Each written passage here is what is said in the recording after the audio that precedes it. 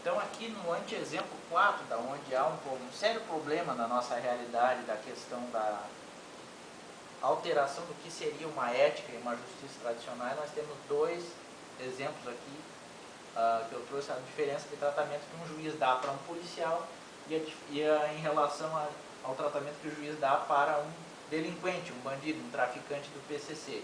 Aí eu vou colocar esse vídeo aqui para análise. Só um minutinho. Quando Não, a pergunta que faz sou eu, capitão. A dinâmica aqui, deixa eu explicar para o senhor. Quanto ao processo penal, a pergunta é feita da minha pessoa para Vossa Excelência. O senhor é capitão lá fora, aqui o senhor é testemunha. Então só faça a gentileza de observar aquilo que a lei manda. Se o senhor não sabe cumprir lá fora, que dentro ela cumpriu. doutor Valério, opa, Eu não sou capitão. Eu sou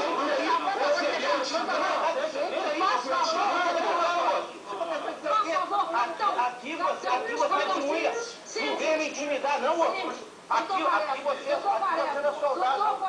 Como é que é? Doutor Quaresma. Capitão, estou caçando a palavra do senhor. E do senhor também, e do senhor também. Doutor Lauro, eu dissolvo o conselho de sentença se isso aqui virar um teatro. Está falando com a família da vítima? Deixa eu acabar de falar. O senhor está falando com a família da vítima, professor? Viu só? Aqui nós temos o tratamento que a juíza dá para um policial. E agora em seguida, agora vem um outro juiz aqui com um traficante do PCC. Se é acusado pelo Ministério Público, praticar o crime de coação no curso do processo. O senhor tem o direito de permanecer em silêncio, mas se quiser pode utilizar essa oportunidade para apresentar sua versão, para se defender sobre os fatos. O Ministério Público disse que no júri que aconteceu aqui em Ribeirão, de 7 de fevereiro de 2008, o senhor teria dito que mataria um tal de Rafael e mataria também a vítima daquele que possa ser acusado. O senhor mataria ele se fosse condenado. O senhor quer dizer alguma coisa? Dizer é isso aí mesmo aí, demorou, pode condenar aí, não tem problema nenhum não.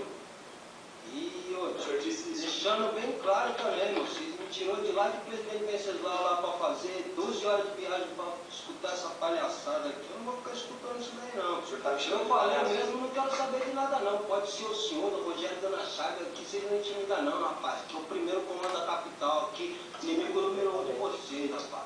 O senhor tem mais alguma coisa a dizer? Sem nada não, e por favor, quanto menos opinião social. Então o senhor disse isso lá. Disse mesmo e digo para ele na... Perceberam então a diferença de tratamento? Nós temos uma revolução em ação, onde o policial ele é tratado como um bandido, praticamente pela juíza, e o verdadeiro criminoso ele é tratado com todo um respeito, uma ponderação por parte do juiz. Por quê? Porque isso está impetrado na mentalidade, de alguma forma isso faz parte do contexto social, onde o bandido ele é uma vítima e o policial na verdade ele é um criminoso. Mas isso é uma moral totalmente invertida na realidade. Isso nós sabemos claramente que existe um projeto de criminalizar a polícia e aliviar a barra dos verdadeiros bandidos. E é exatamente isso que acontece nesse anteexemplo aqui que a gente coloca como uma questão da atuação da mentalidade revolucionária. Isso remete àquela questão da escola de Frankfurt, entra no próprio livro do Eras de Civilização. Isso vai entrando em toda a sociedade, em toda a civilização ocidental. Existe um estímulo à criminalidade, ao mesmo tempo que o homem da lei ele é tido como uma pessoa errada, criminosa, um autoritário. Isso também é explicado muito bem nos vídeos do Yuri Bezmenov, que estão disponíveis na bibliografia. O próximo anteexemplo onde não há ética e nem justiça e que cabe muito bem a nossa reflexão é a questão da justiça eleitoral brasileira. Por exemplo, na eleição de 2014, aqui nós tivemos o juiz Dias Toffoli, nomeado pelo então presidente Luiz Inácio Lula da Silva. Aqui está o irmão dele beijando o ex-presidente da República. E esse cara aqui foi o responsável pela avaliação pela apuração de todas as eleições de 2014, uma apuração secreta, completamente antidemocrática, onde apenas um pequeno grupo de pessoas fica sabendo do resultado e se divulga as pessoas ficam sabendo apenas pela tela da televisão, porque não tem outra forma de averiguar essa questão da votação.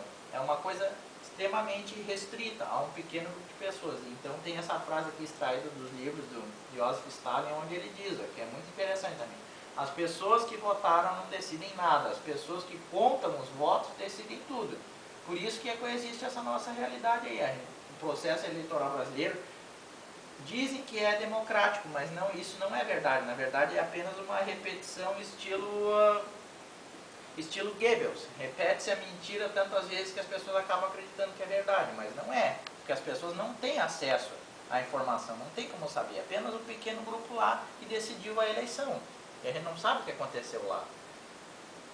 O próximo exemplo, o próprio Supremo Tribunal Federal. Nós sabemos de todas as coisas que estão rolando na mídia atualmente em relativo ao Supremo Tribunal Federal. Eu trouxe alguns exemplos aqui, ó. A ministra Carmen Lúcia foi nomeada pelo Lula, existem várias coisas envolvendo ela também. E o ministro Luiz Edson Fachin, tem um vídeo dele onde ele faz uma campanha descarada pela eleição da Dilma em 2014. Em seguida, ele é nomeado ministro do Supremo Tribunal Federal. Faz sentido isso? Cadê a independência entre os poderes? Como pode uma coisa dessa? Aqui o ministro Gilmar Mendes também, que tem uma folha corrida gigante também, muito interessante de ser analisada, principalmente por nós administradores. Ele mesmo confessa em um vídeo que eles como juízes do Supremo Tribunal Federal, estão fazendo uma manipulação da famosa ação penal 470. Aqui, por último, nós temos o juiz Marco Aurélio Melo, que teve a sua filha, Letícia Melo, nomeada desembargadora aos 37 anos de idade pelo Rio de Janeiro, pela então presidente Dilma Rousseff. Em seguida, após essa nomeação, ele começou a fazer uma série de defesas aos governos do PT, e, criticando inclusive a ação do juiz Sérgio Moro, onde ele critica a condução coercitiva de Lula, justamente com base nesse sistema de favores. A Dilma nomeou a filha dele, agora ele é um partidário do PT. Ou seja, isso é uma total falta de ética e justiça, e ninguém discute isso, é praticamente um tabu, é proibido falar sobre essas questões. Então, como conclusão do nosso trabalho, eu trouxe aqui alguns tópicos que seriam interessantes ser analisados para a gente começar, por exemplo, a tomar cuidado com certas verdades universais e incontestáveis. As mesmas pessoas que falam que não existe verdade absoluta, elas colocam seus pontos de vista como verdade absoluta. Mas sobretudo, cabe refletir, inclusive sobre essas informações que eu estou trazendo aqui. Só que a questão é que é uma documentação vasta e é importante se estudar tudo isso para que se tenha uma visão do ponto de vista. Então, outros pontos de vista e não apenas aqueles que nos são incutidos pela mídia, pelas universidades, pelos nossos próprios pares, que às vezes muitas pessoas só têm como fonte de informação a televisão. Mas graças à internet a gente tem acesso a muitos outros documentos. Estima-se, por exemplo, que o déficit do mercado editorial brasileiro é em torno de 10 mil títulos de livros que simplesmente o povo brasileiro não sabe que existem lá no exterior. Por que esses livros não vêm para cá? Por que não são traduzidos? Por que a gente não debate sobre eles? Por que a gente tem tanta aversão a esse conhecimento? Não seria interessante nós, como administradores, analisarmos essas questões, trazer a público? Claro que é muita coisa, mas é interessante pelo menos um pouco saber o que acontece, quem é que está no poder, quais são as suas intenções, quais são as suas ações, quais são os seus objetivos e como eles estão sendo executados. Não apenas aceitar um sistema que nos é imposto de maneira totalitária e que a gente tem que aceitar. Por exemplo, o socialismo é o caminho correto. Será mesmo que é isso? E a questão da Venezuela, por exemplo, a gente sabe o que está acontecendo lá? A gente sabe a desgraça que está acontecendo lá? Não, a gente não sabe. Isso não é discutido e é proibido discutir. Em plena época que se mais fala em liberdade de expressão, ou seja, é um absurdo. Se fala tanto em liberdade de expressão e às vezes, quando alguém se arrisca realmente a exercer essa liberdade de expressão, é taxado como uma pessoa fascista, nazista, homofóbica ou tantos outros títulos. Na verdade, é apenas uma linguagem chavão, sem argumento nenhum. Argumentos se baseiam em livros, em diferentes pontos de vista. E o nosso trabalho, o principal objetivo é esse, trazer outro ponto de vista baseado em vários livros, em vários documentos, em vários documentários que precisam ser analisados por nós, administradores, com o intuito de saber se realmente a gente está lutando por mais ética e justiça ou se a gente está servindo a um projeto de poder de cunho totalitário. E, na verdade, a gente tem a função apenas instrumental dentro dessa realidade.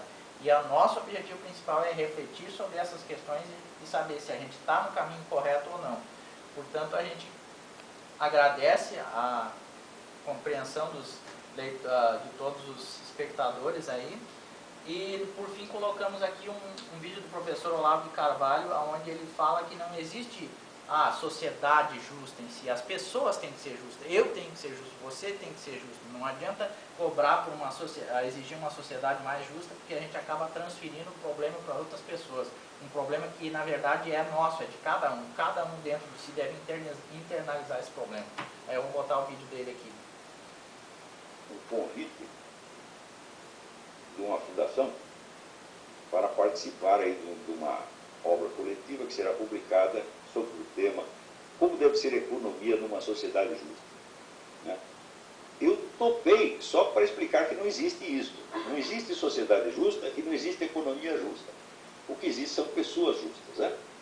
Esta é a minha tese. A justiça ou injustiça só pode ser atributo de um ser que tenha unidade e autoconsciência, ou seja, o indivíduo humano concreto.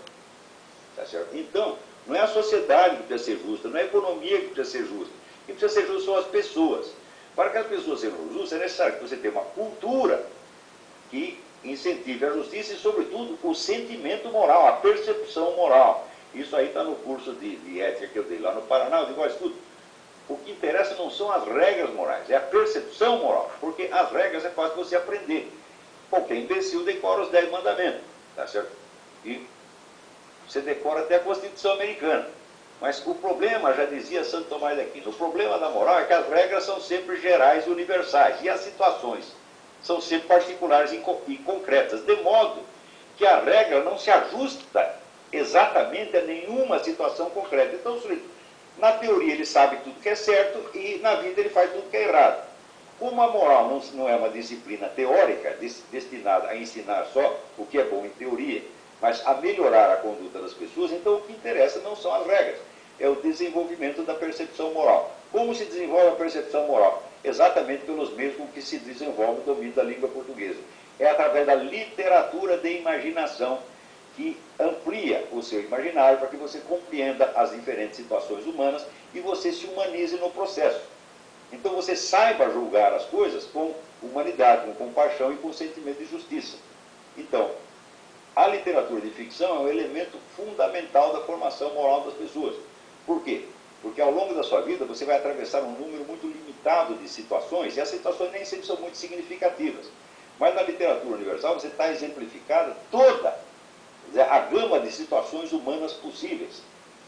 E, note bem, depois de você ler muita literatura, você vai perceber aquilo que percebeu o Northrop Frye, o grande crítico canadense. Ele disse, mas os modelos esquemáticos de todas essas situações já estão dados na Bíblia. E estão mesmo. Daí você vai dizer, então por que o cara não lê a Bíblia direto? É muito simples, na Bíblia estão lá de maneira demasiado esquemática e compacta. Tá certo? Então, também não serve. Eu conheço gente que, esses pastores protestando no Brasil, lê a Bíblia o dia inteiro. E daí vai para a televisão, cada um xingar o outro. Você é adúltero, você é ladrão, você fez isso, você fez aquilo. Porra! Isso é a moral deles? O que é isso? Ainda, não está o homem lá da Igreja Universal, ele lê a Bíblia o dia inteiro e ele fica fazendo campanha para o aborto e campanha para o PT. Então o que é isso aí? Isso é falta de sensibilidade moral. O cara sabe a regra certa, mas ele não compreende as situações reais da vida. Por exemplo, ele pode ver aquele filme, O Grito do Silêncio, e ele vê o bebê gritando de dor e de horror ao ser retalhado, e ainda assim ele não percebe que o bebê é um ser humano, que sente as coisas como ele.